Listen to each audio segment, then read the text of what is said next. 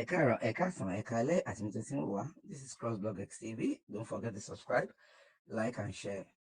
Prophet Nasir Israel tún ti jáde báyìí o lórí gbogbo rògbòdìyàn tó ń lọ láàrin ìjọ CAC láàrin bàbá Esikaya àti bàbá Ọládélé àti bàbá Abíára pàápàá gan. Wọ́n sọ àwọn ẹ̀dùn ọkàn wọn ní kò ń ṣe pé àwọn fẹ́ gbé àwọn bàbá ìlú lẹ̀ o, but àwọn ń try láti make sure pé CAC wà lórí ìlànà pé wọn ò yẹsẹ̀.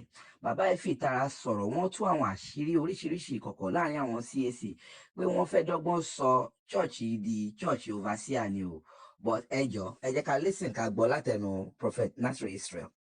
Ìyẹn nípa ti my vision and my calling in Christ Apostolic Church. Ká máa pa àlà àwọn bàbá wa rẹ́.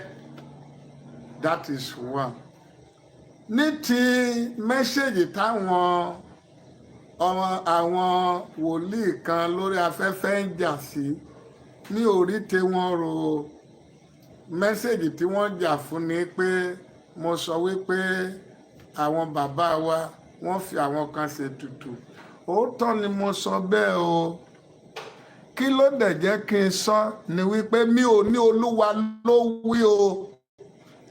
Ohun Olúwa tẹ́lẹ̀ mo ti sọ sẹ́yìn o, kì í ṣe pé mo ṣe sọ o pé Olúwa ló dẹ̀ sọ fún Olúwa dẹ̀ tó sọ fún mi ní èsì pé Násírì báwọn èèyàn yìí bú ọ jù bẹ́ẹ̀ lọ tán bá ọ jẹ́ jù bẹ́ẹ̀ lọ.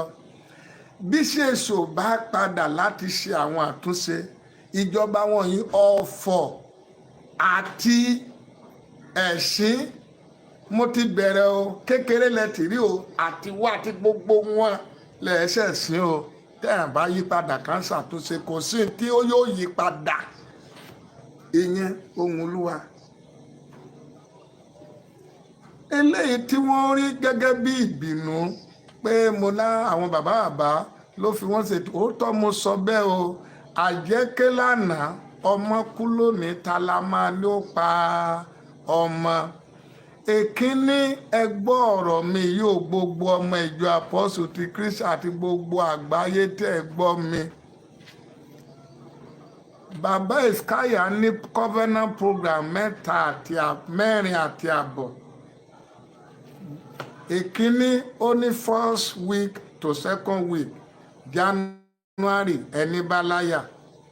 Èkejì, ó ní every Saturday Saturday agbára ní ọlọ́dẹ. Ẹ̀kẹta, ó ní covenant program power explosion last week of June ní orí òkèrè. Ẹ̀kẹrin, ó ní 9-day deliverance power program September 1 to September 9 ìṣọ́run. Ẹ̀kẹrin àbọ̀, ó ní woman of Deborah lórí òkèrè tó fi ń ṣe fáwọn obìnrin. Ìyẹn ni ó ń ṣe ní ọdọọdún. Ní àti ọjọ́ tí bàbá Esikaya ti dá ìjọ yẹn lẹ̀, prógráàmù ẹ̀ máa wọ ti CAC kò yẹ rí o. Àwọn bàbá wa fẹ́ sọ ìjọ yìí di ìjọ general overseer, kì í dẹ̀ ṣe ìjọ general overseer. Ìjọ àwa wá ní. Bàbá Esikaya ò yẹ prógráàmù yẹn fún CAC rí. Nínú ìjọba tádẹ̀wá dé yìí, wọ́n yẹ prógráàmù àlàwọn ará ìgbani. Prógráàmù GCMT tán yẹ̀ yìí, ó ju bàbá Esikaya lọ́jọ́ orí o. Ó ju àwa náà, wọ́n bá láyé ni o. Títí di àárọ̀ di Apostolic second week of August ni wọ́n ṣe convention wọn. Olórí tó ti jẹ́ bọ̀ ló ń kà wọ́n òyì o. First kí òyì tiẹ̀ o. And ẹni olórí tó bá ń ṣèjọba tí òwò ti gbogbo àgbáyé, ìjọ CAC we are more than 100 countries that exist. Àwọn kàkàdádé dìde ní Ìbàdàn yàn márùn mẹ́ta, wọ́n á dẹ̀ ṣe ìwé jáde, wọ́n á dẹ̀ yí prógráàmù 150 years ago, wọ́n á dẹ̀ yí padà torí pé agbára ayé wà lọ́wọ́ wọn. Wọ́n ò ro àwọn tó wá ní Australia, wọ́n ò ro ti Gabon, wọ́n ò ro ti London, wọ́n ò ro ti Calabar, wọ́n ò ro ti Jos. And àwọn bàbá wa wọ́n ṣàánú ìjọ nígbà tí wọn ò gbé prógráàmù sí December. Wọ́n rí pé àwa ìjọ yìí a máa ṣe wàhálà December, January. Wọ́n fi February lẹ̀, wọ́n gbé fún March. Wọ́n mọ̀ pé oṣù April oṣù Easter ni. Oṣù Easter ni oṣù April ló máa fọ̀ sí. Wọ́n ò gbé ìkan sí i. Torí wọ́n mọ̀ pé gbogbo àlùfáà máa wà nílé, àwọn èèyàn máa wà nílé pẹ̀lú ọmọ wọn. Wọ́n ṣàánú wa káwọn bàbá wa. Lẹ́yìn yẹn wọ́n tó lọ gbé prógráàmù sí September. Torí pé wọ́n wo gbogbo kíní yẹn ní ìgbà bóyá àtẹ̀mí mọ́ darí wọn kí wọ́n má fún wa ní stress. Àwọn tó kú yẹn ìkejì náà wá wọ́n dẹ̀ ṣá eré pa Sunday lọ. Ní ọ̀pọ̀lọpọ̀ àwọn bàbá tó ń wá wọ̀nyí wọ́n rí ìkejì tá bá fẹ́ wá sí pastor conference àbí kan wọ́n rí pé opportunities of coming to pray lórí òkè òmí ẹ̀ fẹ́ rí àwọn family ẹ̀ which is cool torí tá bá ti lọ ó tó lè di ọ̀pọ̀ ìgbà ní àwọn bó bá jẹ́ pé àwọn bàbá yẹn tí wọ́n ti ṣe third week tá ti lọ after wọ́n fẹ́ lọ ọ̀sẹ̀ méjì ó ṣeé ṣe kí wàhálà yẹn máa wà tó bá dẹ̀ wá gbogbo èèyàn mọ̀ pé àkádàrá lélẹ̀ pọ̀tẹ́lẹ̀ yìí eré pa Sunday náà sá lọ tá a fi kú tá a délé àkókò tá a dẹ̀ wà yìí ayé àtijọ́ àwọn bàbá wa máa ń fi àdúrà rẹ̀ ibi dànù ayé èsì kò ságbára àdúrà ní ṣọ́ọ̀ṣì tá a fẹ́ fi yí ibi dànù mọ́ olúkúlùkù ló ń do orí ẹ̀ àwọn bàbá tó dẹ̀ ń ṣèjì program offset àdìẹ yìí bàbá ti kúrò ní Ìbàdàn ọlọ́pàá níwájú ọlọ́pàá lẹ́yìn wọ́n á dé kejì within 1 hour wọ́n ti tó padà sílé ẹ wá wo ẹni tó ń lọ Jos ẹni tó lọ ọ̀pọ̀lọpọ̀ àwọn tó ń wá l'Amẹ́ríkà abroad káàkiri wọ́n ti máa búùkù flight ọdún 2-3 sílẹ̀ ẹ̀ẹ́kà dáadé dìde ní Ìbàdàn ẹ̀ẹ́kà ṣẹ́ẹ̀dì gbogbo prógráàmù over 100 country tá a ṣe Ọlọ́run àgbà wá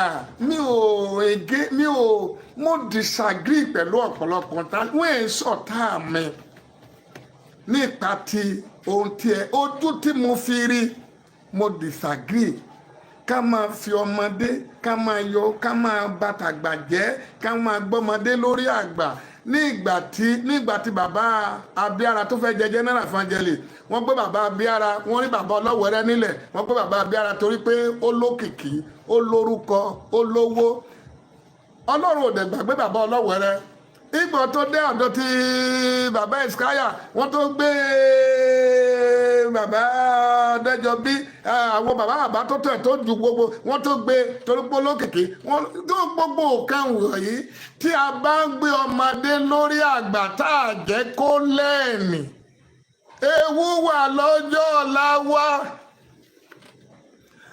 àwọn blogger àwọn minister of God ní CAC àwọn kí ló tún trend lórí media àwọn ìránṣẹ́ Ọlọ́run tó wá ń bú mi tó wá ń sọ sí mi wẹ́wọ̀n ẹ̀ ṣe ìránṣẹ́ mi ò ní wọ́n ṣe ìránṣẹ́ lọ àwọn kí ló tún trend báyìí kí ni Násìrì tó sọ kí làwọn èèyàn tó sọ tá fẹ́ fi make owó ojú táwọn fi rí ìjọ kọ́ lèmi fi rí rárá ojú tèwọn káwọn make owó ojú tèmi mi ò ní kí n make owó ní CAC ní season tó ń lọ yìí o bàbá mi lè káyà bàbá mi lọ dájọ́ bí bàbá mi làwọn tó wà ń bẹ oore ọ̀fẹ́ CAC dẹ̀ ṣe wá ní kinní kan tó o bá ti lè wà ní tó o bá ti ní àgbà lókè wọn náà ti wà lókè nìyẹn okun tó bá fẹ́ CAC máa fún wa mo ní access láti gba gbogbo tí àwọn bàbá Àràlúwa Daniel fi wẹ́ media wa àwọn wòlíì kí ló ń trend lórí media gbogbo táwa èmi mi ò ní ìdá tiwa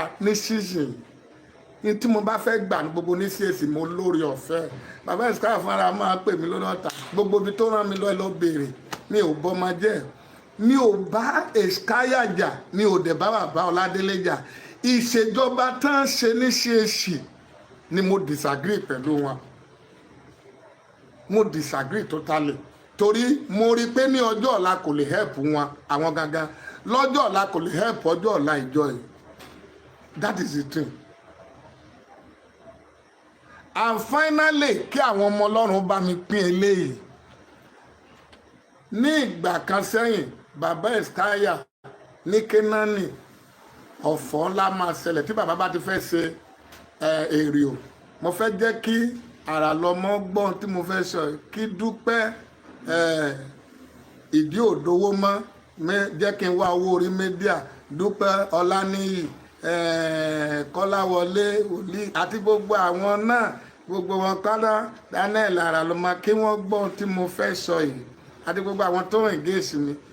Mo yọ̀ pẹ̀lú wọn nítorí pé àwọn ló tó promote message mi tán jẹ́ orin ìgbìnà, so mo ní ayọ̀ púpọ̀ pẹ̀lú wọn. Mo dẹ̀ ní ayọ̀ pé mò ń fíìdì wọn gẹ́gẹ́ bí wọ́n ṣe rí mi message mi bẹ́ni tó lè fi make owó lórí media torí ọ̀nà ti dí, so mo tún ní ayọ̀ pé mo tún fíìdì wọn, so it's a joy to me, so I'm happy. Tá a bá rí message wọn ní lówó orí media, so kọ́lọ́run ràn wọ́n lọ́wọ́, but àdúrà kan mo kà gbà fún wọn ni pé ká mẹ́sùn ò wípé wọ́n jọ oúnjẹ láyé wọ́n dẹ̀ jẹ lọ́run. Màá dẹ̀ gbàdúrà fún wọn. Àní kejì àdúrà tí mo dẹ̀ ń gbà fún wọn ní ìsìn ni wípé tó bá jẹ́ wípé bí àwọn bàbá wa ṣe fi ìjọ yẹn lélẹ̀ la sì ń ṣe lọ yìí àbọ̀ ò bó tí ìbá ṣe bẹ́ẹ̀ tá a dẹ̀ pin láti túnṣe, wàhálà wà lọ́jọ́ ọ̀la wa, wàhálà wà fún wa, àwa fúnra wa ti wọnú ogun tá a ní bọ́ náà fi tá a bá yí ìjọ padà. Èkejì tó bá jẹ́ pé èrò tó wà nínú wọn ló wà nínú mi, wọn ò ní pàdé ogun láyé. Bó tí ìbá ṣe bẹ́ẹ̀ gbogbo ẹ̀gún tó wà nínú Bíbélì wọn ò lè escape ẹ o. That is all. Mi ì fi wọ́n, mi ì ṣépè fún wọn, mo gbàdúrà fún wa ni. Mo fẹ́ kí àwọn ọmọ Ọlọ́run pẹ́lẹ́ yìí. One, ní ìgbà kan díẹ̀ sẹ́yìn bàbá Eskaya máa ṣe èrè o. Ní bèrè ó bá ti kún oṣù kan ọ̀sẹ̀ méjì accident á ṣẹlẹ̀ nínú àwọn òpó ńlá, wọn á kú ikú àbàmì, wàhálà á ṣẹlẹ̀ nínú Kénáánì. Ìgbà mi àtẹ̀rù pé power explosion ní ṣe é ṣe ni a sá máa fi ìbànújẹ́ ní bàbá Eskaya fi ṣe power explosion torí ìṣẹ̀lẹ̀ burúkú ìgbà mi dírẹ́fà àti bẹ́ẹ̀ bẹ́ẹ̀ lọ. Ní ọdún kan bàbá Eskaya wà announce fún gbogbo àwọn ọmọ nígbà náà pé kólúkúlùkù lọ máa gbàdúrà nínú ilé ẹ̀gbọ́n mi ní Èkó. Ìkan lára ọmọ àwọn bàbá Eskaya àìmọye ọjọ́ tá a gbàdúrà pé Olúwa ò èrè òyì o, Olúwa tilẹ̀kùn mọ́ ọ̀fọ̀, tilẹ̀kùn mọ́ ibi, má jọ ṣẹlẹ̀. A tún lọ rí òkè, èmi mo tún lọ rí òkè pẹ̀lú àwọn èèyàn lọ rí òkè kẹta nídò torí pé bàbá Eskaya ó ti ọ̀dà wa ká lọ máa gbàdúrà. Eléyìí tó yẹ kí àrà lọ́mọ kó ṣe gẹ́gẹ́ bí àgbàlagbà, kí Daniel àrà mọ́mọ́ Dúpẹ́ Wùmí kó ṣe láti gbàdúrà fún wọn. Èmi làwọn gbájú ìṣòro wọn tì pẹ̀lú His Love Prayer Ministry. Wọ́n dìfẹ́ǹdì àwọn bàbá, wọ́n protect ìṣẹ̀lẹ̀ ibi, wọ́n lọ mo kà darí wọn ká lọ wo mẹ́sẹ̀gì bàbá wa Olútókùn, Tọ́pẹ́ Olútókùn àṣẹ ìrọ̀rùn, ká wá gbé mẹ́sẹ̀gì tí wọ́n síra ká wò ká mọ̀ pé ọ̀run yàtọ̀ sí ayé. Ní ìgbà náà ní ọdún yẹn ìṣẹ̀lẹ̀ yẹn bá dúró di àárọ̀ yìí kó tó di pé mi ò lọ sí èrè òmà. Now the same ọ̀fọ̀ tó ń ṣe Kénáánì nìyẹn nígbà tí bàbá Eskaya bẹ̀rẹ̀ general evangelist àti ìjọba bàbá Ẹ̀sọ̀ Ládélé, ọ̀fọ̀ yẹn wá padà lórí ìjọ CAC gangan. Bóyá gbogbo ayé kan gbọ́ provost wa ní kejì ara kejì ó kú sínú ilé lódìdí ọjọ́ méjì sí mẹ́ta wọn lọ wọlé bá tí ì ṣẹranko tí ì ṣe ewúrẹ́ tí ì ṣàdìyẹ ìyẹn lọ àbò mọ́lẹ̀. Kò pẹ́ rẹ̀ odidi ilé tí wọ́n fi over 200 million to 500 million kọ́ ní ọjọ́ táwọn yúùtì wá kúrò nílé ìtawà nínú ìjọba yìí. Ọlọ́run ló yọ ìjọ Apostle ti Kristi, gbogbo ayé ló bá káwọ́ mọ́rí, gbogbo wọn pátá odidi ilé wó lulẹ̀ ààrẹ yọmú. Tí ìbá ṣe pé Ọlọ́run yọ wá ní ọdún yẹn ní àìpẹ́ yìí, òkú tó bá sùn sí kejì kò bá má lóòkà tó bá jẹ́ pé àwọn yóò ọjọ́ tá lọ gẹ́lẹ́ ní ìṣẹ̀lẹ̀ yẹn ṣẹlẹ̀. Ọlọ́run kú sórí méjì àmọ́ tí sọ ẹ lè lọ bèèrè lọ́wọ́ gbogbo àwọn èèyàn. ní ìtẹ̀lé bàbá orí òkè àkọ́kọ́ pẹ̀lú wòlíì bàbá alọ́ tí wọ́n gbé sórí òkè kejì nínú ìjọba wọn yìí òjijì ló kú sínú accident. alọ́ sani ó yẹrí alọ́ tó dẹ̀ yẹrí kó sáfì kejì lẹ̀ ẹ̀mí rẹ̀ náà fẹ́ bọ́ ìtọ́jú ẹ̀ rí ọ̀tá fẹ́ kú torí pé ó jẹ́ nìkan tí ó kọ́bàrà ẹ̀mí ẹ̀ ó fẹ́ bá lọ orí ọlọ́run ló yọ alọ́ wòlé alọ́ fara tó fi ìkejì lẹ̀ àwọn eléyìí tó wá sí kejì wọn tó padà ení tere èjì tere ó ti ń di àhà èhe eléyìí tó yẹ kí gbogbo wa dìde pé nǹkan yìí mà ti ń léra àìmọye èyí tí mo pa títí mi ò sọ nǹkan yìí mà ti bọ́ tó yẹ kí gbogbo àwa ìránṣẹ́ Ọlọ́run ó dìde kí a lọ máa gbàdúrà èmi náà bá jà torí pé mo sọ̀rọ̀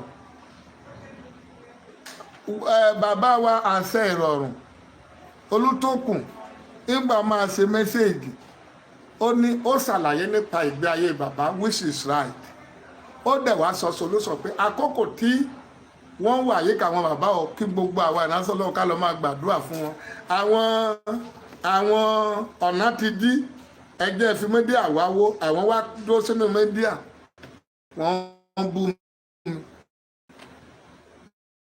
it is well but mo ti gbàdúrà fún wa ní gbogbo bí wọ́n bá dé láyé àti ìran wọn mẹ́rin tó bá jẹ́ bí àwọn bàbá wa ṣe fi lélẹ̀ níjọ èrè la ṣe é ṣe yìí wọ́n bọ́ o pọ́ ti wọ wàhálà ní èkejì tó bá jẹ́ èrò ọkàn wọn ló wà nínú tèmi wọ́n bọ́ o ní èkejì tí ìbá ṣe táwọn rò lè bẹ́nu ọkàn mi wọn ò lè ogun tí wọ́n máa pín láti orí ọmọdé ọmọ ni o ní ìfi wọ́n ré o àdàbí ni mo fà wọ́n lé lọ́wọ́ o.